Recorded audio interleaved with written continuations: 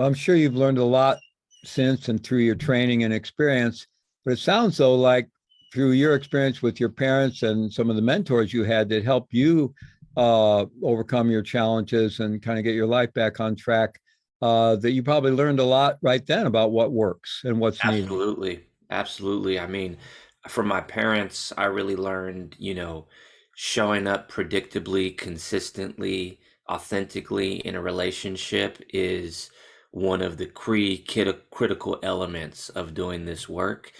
And that was mirrored in my relationships with my mentors and counselors and therapists.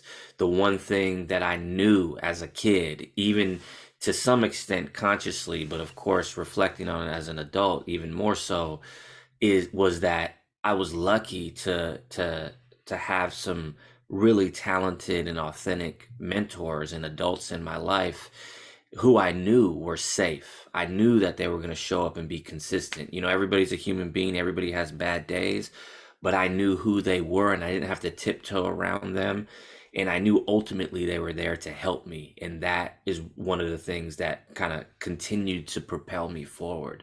So, yeah, I reflect on that a lot. And even through all of my professional trainings, I kind of refrain back to those consistent, authentic, healthy relationships.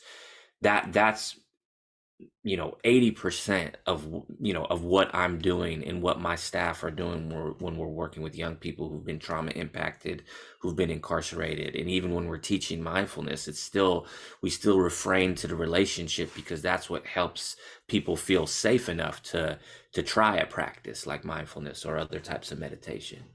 Yeah, absolutely. And I think the social sciences literature is pretty clear on that regarding all kinds of change programs with youth and adults. It's the quality of that relationship, that authentic, consistent relationship has the highest impact. Apart from whatever interventions might be offered or any particular program content, it's that relationship that has the highest impact.